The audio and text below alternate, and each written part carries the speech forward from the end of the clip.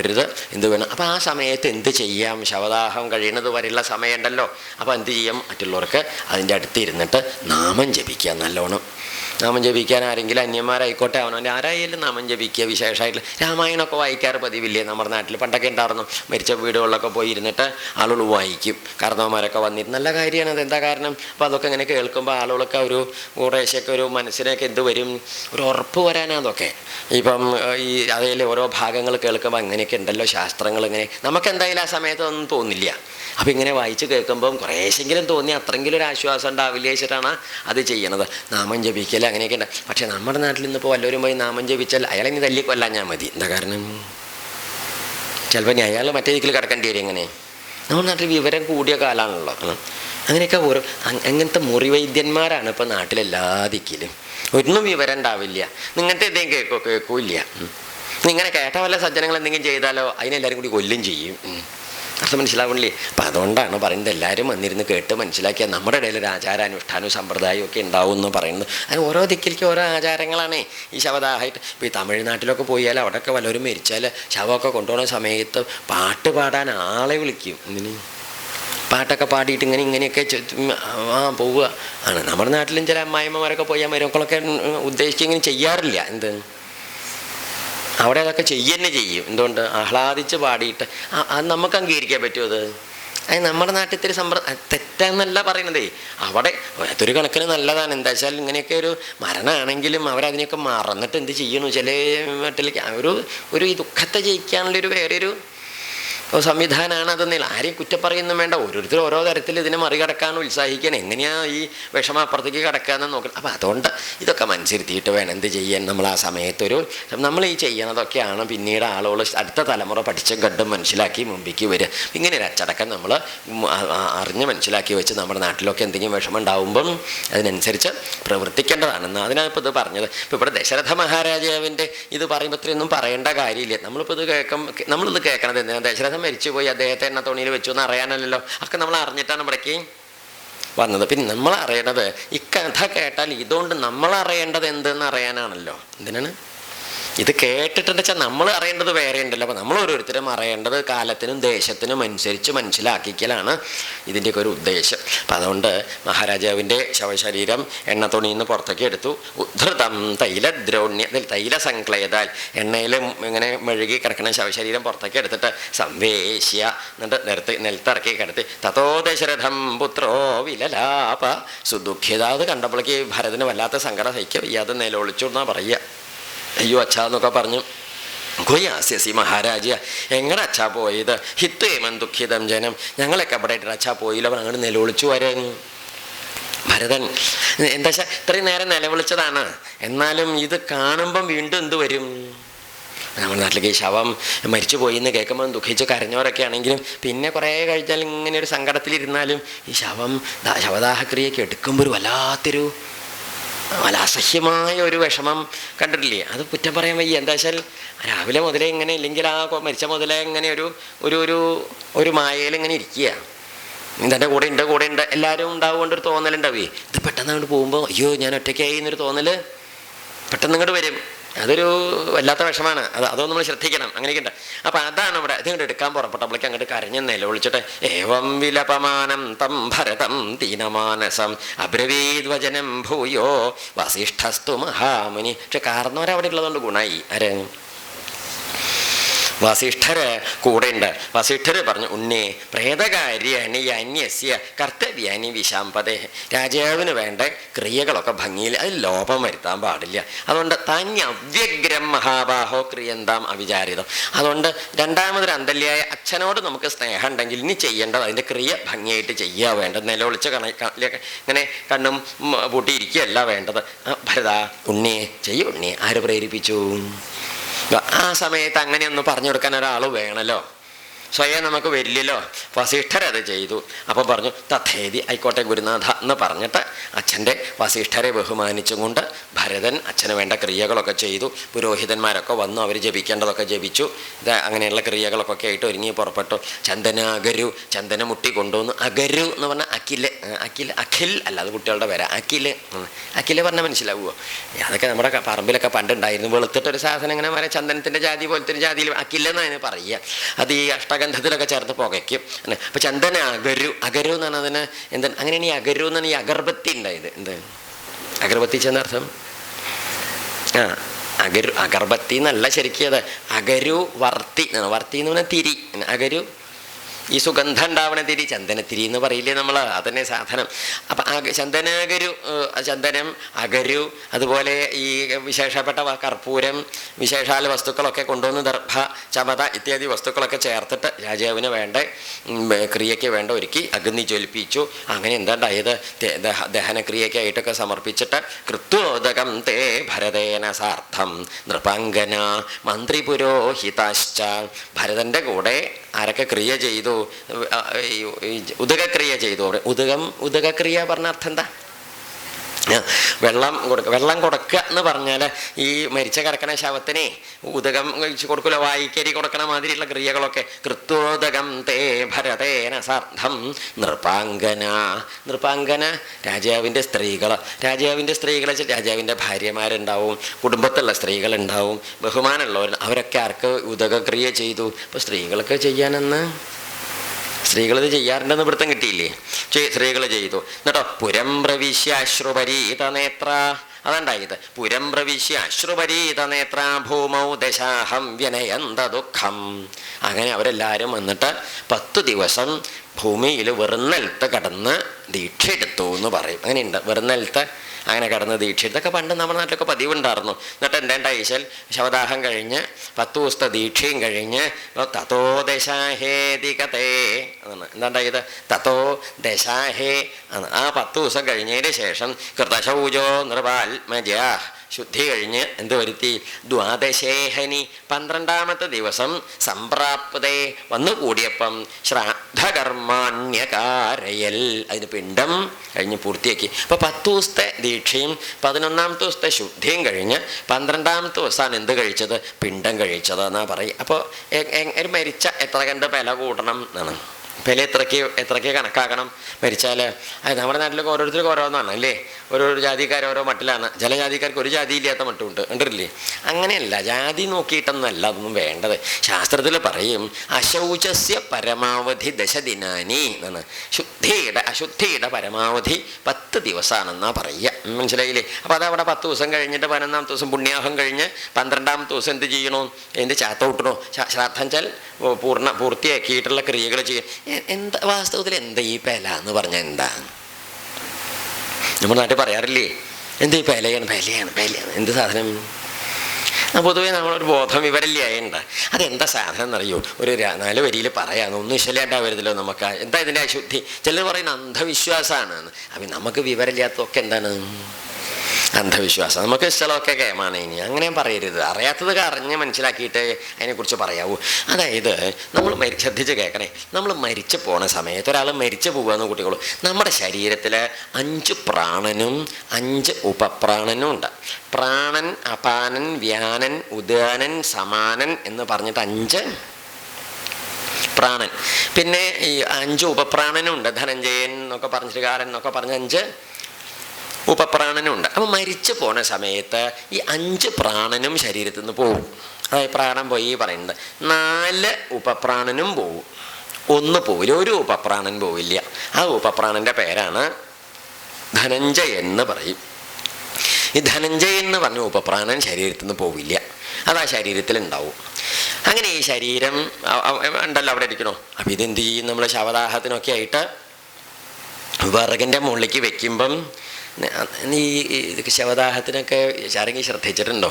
ആദ്യം എവിടെയാ തീ കൊടുക്കുക? ശ്രദ്ധിച്ചിട്ടുണ്ടോ? കനലിട്ട് എവിടെ ആദ്യം വീശി തീ കൊടുക്കുക? ആദ്യം ഹൃദയത്തിൽ, ആ നെഞ്ചിൻ്റെ ഭാഗത്താണ് തീ കൊടുക്കുക.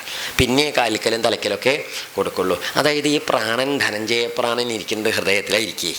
അപ്പോൾ ഈ ദേഹം ചൂടാവുമ്പോൾ, നടുക്കാണല്ലോ ചൂടാവുന്നത് ആദ്യം, ദേഹം നടക്ക ചൂടാവുമ്പം ചൂട് തട്ടിയാൽ ഈ പ്രാണൻ അവിടെ ഇരിക്കാൻ പറ്റില്ല, ശരീരത്തിലിരിക്കാൻ പറ്റില്ല. അപ്പോൾ ദാഹം ദഹിക്കാൻ തുടങ്ങിയാൽ ഈ ധനഞ്ജയൻ എന്ന് പറഞ്ഞ പ്രാണൻ പുറത്തേക്ക് വെപ്രാളത്തോടെ ചാടും. ചാടിയിട്ട് ആരെയാ പിടിക്കുക എന്നറിയൂ? ഈ ശവശരീരം മരിച്ചു പോയ ആളുമായിട്ട് അടുത്ത് ബന്ധപ്പെട്ടവരുടെ ദേഹത്തേക്ക് ആര് പിടിച്ച് കയറും? ധനഞ്ജയൻ കയറും. അപ്പോൾ ഈ ധനഞ്ജയൻ അധികമായിട്ട് കയറി വരുമ്പം നമുക്കൊക്കെ നമ്മുടെ ഉള്ളിലൊരു പ്രാണൻ്റെ ഒരു സമതുലിതാവസ്ഥയുണ്ട്. 5 പ്രാണനും 5 ഉപപ്രാണനും കൃത്യതയുണ്ട്. ഈ 5ഉം 5ഉം കൃത്യമായിട്ട് അതിൻ്റെ പ്രവൃത്തി ചെയ്തുകൊണ്ട് കഴിഞ്ഞു കൂടുമ്പോഴാണ് എന്ത് ചെയ്യണത്? വേറൊരു സാധനം ഇതിൻ്റെ ഇടയ്ക്ക് കയറി വരുന്നത്. അപ്പം എന്തു വരും? ഇപ്പം 5 പേര് ഇരിക്കുന്ന ഒരു ബെഞ്ചുമ്മൽ 5 ആൾക്ക് ഇരിക്കാൻ സൗകര്യവും സ്ഥലവും കൃത്യമായിട്ടുള്ളൊരു ബെഞ്ചിൻ്റെ മുകളിൽ സാമാന്യേന തടി കൂടിയവരോ അല്ല തടി കുറഞ്ഞവരോ അല്ലാത്ത സാമാന്യക്കാർ 5 പേര് വളരെ വൃത്തിയായിട്ട് വളരെ ബുദ്ധിമുട്ടില്ലാതെ ഇരുന്നും കൊണ്ടിരിക്കുമ്പം കുറച്ച് തടി കൂടിയ ഒരാൾ അതിൻ്റെ ഇടയ്ക്ക് വന്ന് ഈ 2 ആളുടെ ഇടയിൽ കയറി 5 ആൾക്ക് ഇരിക്കാൻ പഴുതുള്ള ബെഞ്ചിൻ്റെ മുകളിൽ കയറിയിരുന്ന് എങ്ങനെ എന്താവും? 5 ആളുടെയും സ്ഥാനം തെറ്റും. 5 ആളുടെ ആ ഇരിപ്പ് അസ്വസ്ഥാവും. ഒരാൾ അവിടേക്ക് വീഴാൻ പോകും, മറ്റേ ആളപ്പോഴേക്ക് ഇങ്ങോട്ട് കയറും, അപ്പോൾ മറ്റോ വീഴാൻ പോകും, ഇങ്ങോട്ട് എന്തായി കശപിശയാവും അവിടെ. ശരിയല്ലേ? ഇതുപോലെ 5ഉം 5ഉം 5 പ്രാണനും 5 ഉപപ്രാണനുമായിട്ടിരിക്കുന്ന നമ്മുടെ ഈ ചൈതന്യമുള്ള ശരീരത്തിലേക്ക് ഈ ഒരു അധികപ്പറ്റായിട്ട് വരുന്ന ഈ ഉപപ്രാണൻ കയറി വരുമ്പോൾ നമ്മുടെ ആ പ്രാണഗതിയുടെ കഥകളൊക്കെ എന്തായിട്ട് തീരും? താറുമാറായി, അശുദ്ധായി എന്ന് പറയും. ഈ അശുദ്ധി നമ്മുടെ ഇതിൻ്റെ വേണ്ടപ്പെട്ടവരുടെ ഉള്ളിലുണ്ടാവും. വിശേഷിച്ച് രക്തബന്ധമുള്ളവർക്കാണെങ്കിൽ നല്ലോണം ഉണ്ടാവും. രക്തബന്ധമില്ലാത്തൊരു അന്യനാണെങ്കിൽ എന്തേ ഉണ്ടാവുള്ളൂ? പുറം ബന്ധമല്ലേ. അപ്പം അതുകൊണ്ട് അദ്ദേഹത്തിന് ഇത് വേണ്ട മാതിരി ഉണ്ടായിക്കൊള്ളണമെന്ന് ഇല്ല. അപ്പം എന്തു വരും? അങ്ങനെ വരുമ്പം ഈ പറയണ പ്രാണനെ കൊണ്ടുള്ള ഉപദ്രവം തീർക്കണമെങ്കിൽ അതിനാണ് നമ്മൾ ഓരോ ദിവസം ക്രിയ ചെയ്ത് അവസാനത്തെ ദിവസം ഇതിൻ്റെ പിണ്ടവും കഴിച്ച് ക്രിയ പൂർത്തിയാക്കി ശുദ്ധം പുണ്യാഹം കഴിഞ്ഞാൽ ഇറങ്ങിപ്പോവും. ഈ അധികപ്പറ്റായിട്ട് കയറി വന്ന് ഉപപ്രാണനും കൂടി പോയി നമ്മൾ അതിന് മുക്തനായിട്ട് പോലും. അപ്പം എന്താ ഈ ശുദ്ധായി എന്ന് പറയും, പെല തീർന്നു എന്നും പറയും. മനസ്സിലായില്ലേ? ഇതാണ് ഈ പെലയുടെ കണക്ക്. അപ്പം അതുകൊണ്ട് ആർക്കാർക്കൊക്കെ ആരൊക്കെ പെല എത്ര വേണമെന്നൊരു സംശയം കൂടി ഉണ്ടാവും. ഇപ്പം നമ്മൾ പറയും രക്തബന്ധമുള്ളവർക്കാണ് പെലയുള്ളത് എന്ന് പറയും. രക്തബന്ധമുള്ളവർക്ക് തന്നെ എല്ലാവർക്കും ഒന്നും ഉണ്ടായിക്കൊള്ളണമെന്നില്ല. ഇപ്പം ഇപ്പോൾ ഒരു പെൺകുട്ടിയെ വിവാഹം ചെയ്ത് കൊടുത്തു ഒരു ദിക്കിലേക്ക്. ആ കൊടുത്തു കുട്ടി അവിടെ ചെന്നാൽ ഇവിടുന്ന് ഗോത്രം മാറി എവിടെയായി? നമ്മുടെ ഇപ്പോൾ ഒരു ഗോത്രത്തിലെ കുട്ടി, നമ്മുടെ കുടുംബത്തെ കുട്ടിയെ വേറൊരു സമാന ഗോത്രക്കാർ വിവാഹം ചെയ്യില്ലല്ലോ. അപ്പോൾ വേറൊരു ഗോത്രത്തിലേക്ക് കൊടുത്താൽ ഇത് ഗോത്രം മാറി അങ്ങോട്ട് പോവുക. കാരണം എന്ത് പോയി? പഴയ കാലത്ത് നമ്മൾ പല മുറുക്കിയെന്ന് കേട്ടിട്ടുണ്ടോ? കുറേ ബന്ധുക്കളൊക്കെ അകന്ന് പല ദിക്കിലേക്ക് പണ്ടൊക്കെ മാറിപ്പോയാൽ എന്ത് പരിപാലിക്കാൻ പറ്റിയെന്ന് വരില്ല. ഈ ശുദ്ധം ചിലപ്പോൾ പരിപാലിക്കാൻ പറ്റില്ല. അപ്പോൾ ഈ കുടുംബക്കാരെ കൂടിയിട്ട് എന്ത് ചെയ്യും? പല മുറിക്കുക എന്ന് പറയും. എന്ത് മുറിക്കുക? ഇനി അങ്ങോട്ടും നമുക്ക് എന്തില്ല? പെലയില്ല. അതുകൊണ്ടാണ് ഈ ഒരേ കുടുംബ പേരുള്ള 2 ഒരേ ഇല്ല പേരൊക്കെയുള്ള 2 കുടുംബങ്ങളൊക്കെ ഉണ്ട്. പണ്ട് അവർ ഒന്നായിരിക്കും, പിന്നെ പല കാലത്തായിട്ട് പിരിഞ്ഞു. ഇപ്പം ചിലപ്പോൾ പെലയും ഉണ്ടാവില്ല. തികച്ച അന്യന്മാരെ പോലെ എന്ന് വെച്ചാൽ അർത്ഥം പരസ്പരം ബന്ധപ്പെട്ട് ഇത് പരിപാലിക്കാൻ സാധിക്കാത്തൊരു ഘട്ടം ജീവിതത്തിൽ വന്ന കാലത്ത് അവരെന്ത് ചെയ്തു? പരസ്പരം അംഗീകരിച്ച് ഈ ബന്ധത്തിനെ അങ്ങോട്ടും ദൂരേക്ക് പോയി. ഇന്നത്തെ മാതിരി അന്ന് ബന്ധങ്ങൾക്കൊക്കെ എത്തിപ്പെടലൊക്കെ പാടുള്ള കാലത്ത് ഇപ്പോഴത്തെയല്ല 10, 100, 150, 200 കൊല്ലത്തെ കാര്യമാണ് പറയുന്നത്. ഇന്നിപ്പോൾ അതൊന്നും ബാധകമല്ല. അപ്പം അങ്ങനെ വരുമ്പം രക്തബന്ധമുള്ളവർക്ക് ദൂരന്ന് രക്തബന്ധം ഇല്ലെങ്കിലും എന്തുവരും? പെല വരും. എങ്ങനെയാണെന്നറിയോ? ഇപ്പോൾ ഒരു ഉണ്ണിയെ നമ്മൾ ഉപനയിക്കാൻ പറയില്ലേ? ഒരു കുട്ടിയെ അച്ഛനില്ലാത്ത കുട്ടീനെ അച്ഛൻ ഉണ്ടായിട്ട് അങ്ങനെ ആവാം. കുട്ടികളൊക്കെ അങ്ങനെ ഉണ്ടാവില്ലേ? അപ്പം ഉണ്ണിയെ ഉപനയിച്ചു കഴിഞ്ഞാൽ ആ ഉപനയിച്ച ആളെ ഉണ്ണിയുടെ ബന്ധമൊന്നും ആവില്ല, രക്തബന്ധമൊന്നും ഉണ്ടാവില്ല. എന്നാലും ഈ ഉപനീതനായ ഉണ്ണി ഉപനയിച്ച ആചാര്യൻ്റെ പിണ്ടും പെലയും ആര് കഴിക്കണം? എന്താ കാരണം?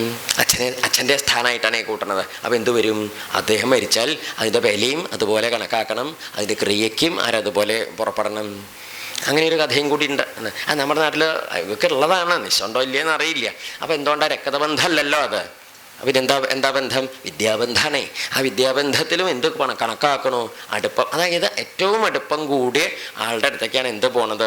ഈ പറയുന്നതായ ഈ പ്രാണൻ, ഉപപ്രാണൻ. ഇതാണ് ഈ പെലയുടെ കണക്ക്. അപ്പോൾ അതെന്ത് ചെയ്യണോ? അത് തീർക്കാനാണ് നമ്മൾ ഈ പിണ്ടം കഴിച്ച് ശുദ്ധം വരുത്തി നേരെയാക്കിയിട്ട് ഒക്കെ നേരെയാവണം. അപ്പോൾ നമ്മൾ മരിച്ച വീട്ടിൽ പോയാൽ നമ്മൾക്ക് ഉണ്ടാവും. മരിച്ച വീട്ടിൽ പോയാൽ നമുക്ക് പെലയുടെ അംശം ഉണ്ടാവില്ല. അതിനുള്ള വിദ്യൻ എന്ത്? അപ്പോൾ നമ്മൾ മരിച്ച വീട്ടിൽ പോയി എന്ത് ചെയ്യണം? അവിടെ ചെന്ന് അവിടുത്തെ എന്തൊക്കെയാണ് വേണ്ടു വെച്ചാലൊക്കെ ചെയ്തു കൊടുത്ത് നമ്മളായിട്ട് ക്രിയ ചെയ്യേണ്ടതില്ലെങ്കിൽ എന്താണ്, ഇപ്പം നമ്മളവിടുത്തെ ആ ശവദാഹത്തിൻ്റെ ക്രിയകളുണ്ടല്ലോ, ശവം എടുത്ത് പൊക്കി, അവിടെ ആരുമില്ല, കുട്ടികളോ ആണുങ്ങളൊന്നും ഇല്ലാത്ത വെച്ചാൽ നമ്മളൊക്കെ ചെയ്യണം. അല്ല, അതൊന്നും നമ്മൾ വേണ്ടതില്ല. അതിനൊക്കെ അവിടെ ആളും തരും ഒക്കെ ഉണ്ട്. നമ്മളൊന്നൊരു പോയി പുറം സഹായങ്ങളെ നമ്മൾ ചെയ്യേണ്ട വെച്ചാൽ എന്ത് ചെയ്താൽ മതി? പുറം സഹായം ചെയ്താൽ മതി. അനാവശ്യമായിട്ട് ആ ശവം തൊടാൻ പോണ്ട. ഒരു കാര്യമില്ലാതെ ആൾക്കാരെ കാണിക്കാൻ എന്ത് ചെയ്യേണ്ടതില്ല. ചിലർക്ക് അങ്ങനെയുണ്ട്. ആൾക്കാരെ കാണിക്കാൻ അവിടെ ചെന്നാൽ ഇന്ന് തൊട്ടിട്ട് ഇഡ്ഡലി ചെമ്പ് തുറക്കും, ഒരു കാര്യം ഉണ്ടാവില്ല. ചിലർ ഉള്ളിൽ വേദനയുള്ളവരുണ്ടാവും, ഇല്ല എന്നില്ല കേട്ടോ, അങ്ങനെ കളിയാക്കിയതല്ല. ചിലർ വെറുതെ ആൾക്കാരെ കാണിക്കുന്ന പൊങ്ങച്ചക്കാരുണ്ടാവില്ലേ, അതിന് പോവാണ്ടിരിക്കാന്നല്ലേ. ശവം തൊട്ടാൽ പിന്നെ എന്തായി? പിന്നെ നമ്മൾ ഇവരുടെ കൂടെ കൂടി, പിന്നെ നമുക്ക് വെറുതിൻ്റെ വില തീരുമ്പോഴേ നമ്മുടെ ഇത് തീരുള്ളൂ. അല്ല, അവിടെ പോയിട്ടേ ഉള്ളൂ വെച്ചാൽ എന്തേ വേണ്ടു, ശവം മരിച്ചതിക്ക് പോയി അവിടെ പുറം ഭാഗത്ത് വേണ്ട സഹായങ്ങൾ ഒന്നും കുഴപ്പമില്ല, നല്ല കാര്യമൊക്കെ ചെയ്തു കൊടുത്ത് തിരിച്ചു വന്നാൽ എന്ത് ചെയ്യണം? സചേല സ്നാനം എന്നാ പറയുക. എന്താ സചേല സ്നാനം? സചേല ഉടുത്തതോടെ മുങ്ങുക. നമ്മൾ ഏത് വസ്ത്രം എടുത്തിട്ടാണോ അവിടെ പോയത് ആ വസ്ത്രത്തോടു കൂടി മുങ്ങി കയറി മുക്കി പിഴിഞ്ഞ് കുറഞ്ഞു കൊടുത്ത് നേരെ കുളിച്ച്, അത് അത്രേ വേണ്ടു, വേറെ ഒന്നും വേണ്ട. സചേല സ്നാനം എന്നാ പറയും. പിന്നെ ഈ മരിച്ച പലയുള്ള വീട്ടിൽ നിന്ന് നമ്മൾ അവരുടെ ബന്ധുക്കളും കുടുംബക്കാരും അല്ലാത്തടത്തോളം കാലം അവരായിട്ട് നമ്മൾക്ക് സൗഹൃദ ബന്ധങ്ങളേ ഉള്ളൂ, കുടുംബ ബന്ധവും പലബന്ധവും ഇല്ലെങ്കിൽ പിന്നെ അവിടെ നിന്ന് ഈ ഇത് ക്രിയ കഴിയുന്നത് വരെ ആഹാരം കഴിക്കാൻ നിൽക്കണ്ട. കഴിച്ചാൽ എന്തുണ്ടാവും? അതുകൊണ്ടാണ് പണ്ടും നമ്മൾ ഈ മരിച്ച വീട്ടിൽ പോയിട്ട് ഈ പെലയുള്ളവരാച്ചാൽ പരസ്പരം കുഴപ്പമൊന്നുമില്ല, അങ്ങനെയൊക്കെ ഉണ്ട്.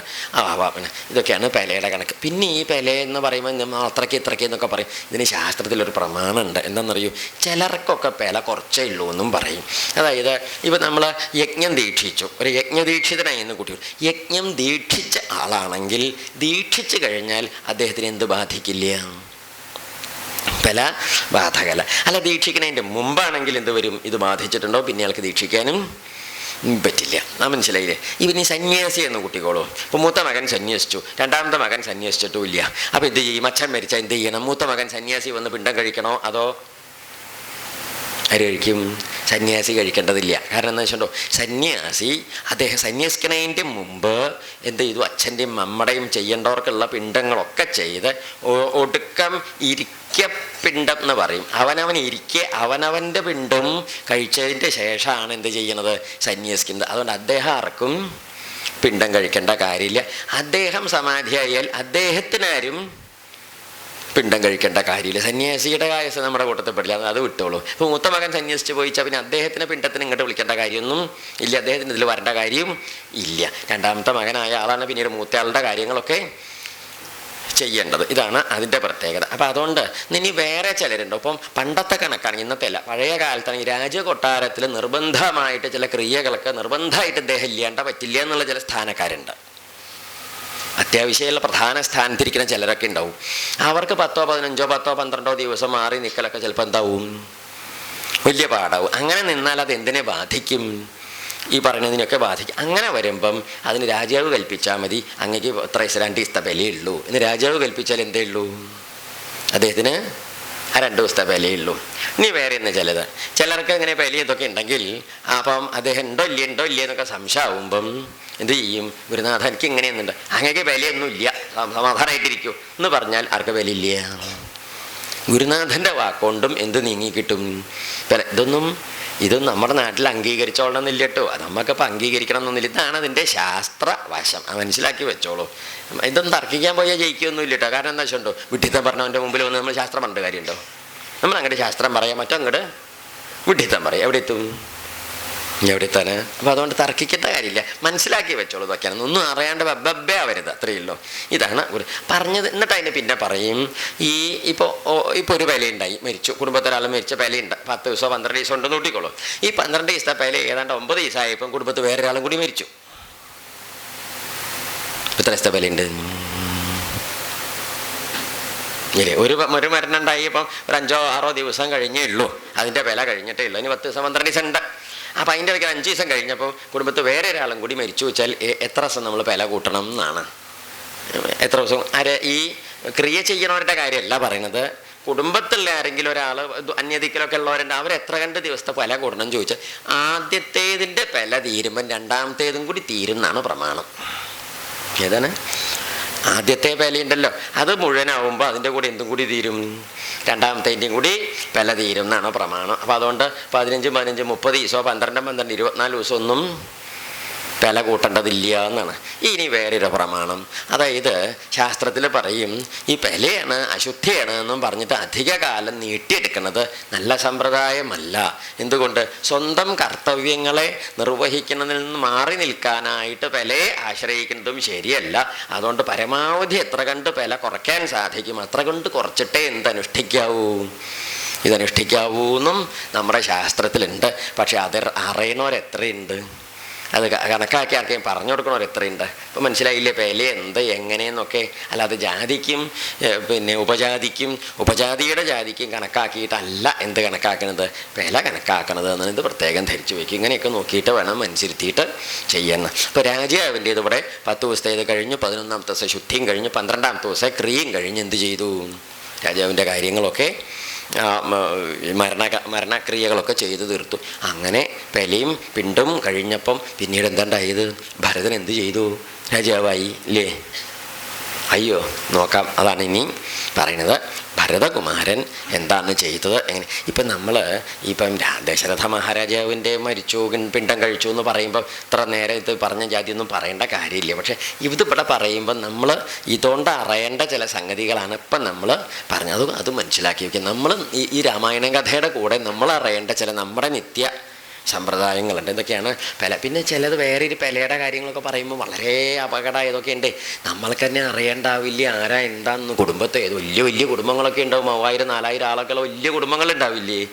അവർ പല ദിക്കിലും വ്യാപിച്ച കുറേ പേര് ബോംബെയിൽ, കുറേ പേര് ഡൽഹിയിൽ, കുറേ പേര് ബാംഗ്ലൂർ, കുറേ പേര് തമിഴ്നാട്ടിൽ, പല ദിക്കിലും അവരിങ്ങനെ പരന്ന് ജീവിക്കുമല്ലോ. നാട്ടിൽ തന്നെ കുറേ പേരുണ്ട് അവിടെ ഇവിടെ കേട്ട്. പക്ഷെ ഇങ്ങനെയൊക്കെ ഇരിക്കുമ്പോഴും നമുക്ക് ചിലപ്പോൾ എന്തുണ്ടാവും എന്നറിയൂ. ഇപ്പോൾ ഈ പെലയുടെ കാര്യം പറയുമ്പോഴേ, അപ്പോൾ നമ്മൾ അമ്പലത്തേക്ക് രാവിലെ പോകാനായിട്ട് ഇറങ്ങി കൊടയൊക്കെ പിടിച്ചിറങ്ങി ഇങ്ങനെ അമ്പലത്തേക്ക് വരുമ്പോൾ എന്ത് പറയുന്നത്? അപ്പുറത്തെ ആൾ പറഞ്ഞു മറ്റേ ആൾ മരിച്ചത് അറിഞ്ഞില്ലേ ചോദിച്ചു. ഇല്ല എന്നും പറഞ്ഞു. മരിച്ചിട്ടുണ്ടാ എന്ന് പറഞ്ഞു. അപ്പം നമ്മളിത് കേട്ടപ്പോഴാണ് നമ്മൾ മനസ്സിലാക്കിയത് എന്ത്, ഇങ്ങനെ ഒരു സാധനം പണ്ട് ജനിച്ചിട്ടുണ്ട് എന്ന്. എന്ത് ഇപ്പോൾ 19 വയസ്സിൽ മരിക്കണമെങ്കിൽ 80 കൊല്ലം മുമ്പ് ഈ സാധനം ജനിച്ചിട്ടുണ്ടാവണമല്ലോ. അപ്പോൾ ഈ മരിച്ചു എന്ന് കേട്ടപ്പോഴാണ് ഈ ജനിച്ച വിവരം കൂടി നമുക്ക് ഒന്നിച്ച് അറിയാൻ പറ്റിയത്. അങ്ങനെയൊക്കെയുള്ള ഓരോ കണക്ക് വെച്ചിട്ട് നമ്മൾ എന്തിൻ്റെ കാര്യം കൂട്ടേണ്ടതില്ല, ഈ പെലയുടെ കാര്യമൊന്നും കൂട്ടേണ്ട കാര്യമൊന്നും ഇല്ല. ഇനി പിന്നെ വേറെ ഒന്ന് പറയാം. അതായത് ഇപ്പോൾ നമ്മുടെ നാട്ടിൽ പണ്ടത്തെ മാതിരിയുള്ള സൗകര്യങ്ങളൊക്കെ കുറഞ്ഞതുകൊണ്ട് അമ്പലത്തിലെ പൂജ കഴിക്കണവരെ ശാന്തിക്കാർ അങ്ങനെ ഇങ്ങനെയൊക്കെയുള്ളവർ വല്ലാത്ത ബുദ്ധിമുട്ടാണ്. വല്ലതും മരണമൊക്കെ ഉണ്ടായി ഒന്നൊക്കെ കുടുംബത്തിൽ പേര് മരണം ഇല്ലാത്ത കുടുംബം ഉണ്ടാവുമോ? വലിയ കുടുംബം വെച്ചാൽ ആരെങ്കിലും ഒന്ന് വെച്ചിട്ടും ഉണ്ടാവും, അങ്ങനെയൊക്കെ ഉണ്ടാവും, പ്രായമായവരൊക്കെ ഉണ്ടാവില്ലേ? അപ്പം അങ്ങനെ വന്നാൽ ഒരു കുടുംബത്തിലുള്ളവർക്ക് ഒന്നും ചെയ്യാൻ പറ്റില്ല എന്നവർ. ഇപ്പം അങ്ങനെ വന്ന കാലത്ത് 7 തലമുറയൊക്കെ ആയിരുന്നു പണ്ട്. ഇപ്പം അത്രയ്ക്കൊന്നും നോക്കേണ്ടതില്ല എന്നൊരു പുതിയ സമ്പ്രദായ വിളംബരം പണ്ട് പാലിയം വിളംബരത്തിൽ എന്ത് ചെയ്തിട്ടുണ്ട്? നമ്മുടെ ആചാര്യന്മാരും തന്ത്രിമാരും വിദ്വാൻമാരും പണ്ഡിതന്മാരും ചേർത്തിട്ട് ഒരു വിളംബരം, ഒരു സമ്പ്രദായം. അത് നമുക്ക് പ്രമാണമാണ്. എന്താ കാരണം?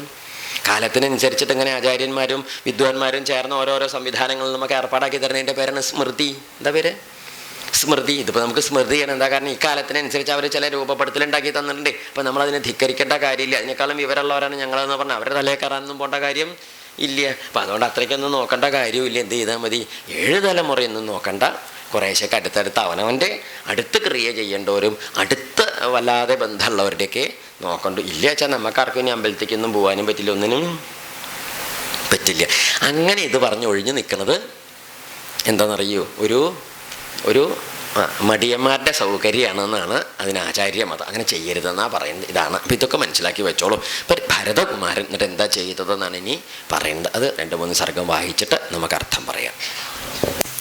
अतः पञ्चविंशः सर्गः दत्तासामदन्तीनां पुरुषं तरुणं बहूराजसीनवनः सौम्यानारुचोदजनकात्मज एवमुक्तात्वैदेहि राजसीभिर्मनस्विनी उवाच परमत्रस्ता बाष्पगद्गदया गिरतामांशीराजस्य भार्या भवितुमर्हति गमाङ्गतमां सर्वा न करिष्यामि वो वजा सा राजसी मध्यगता सीता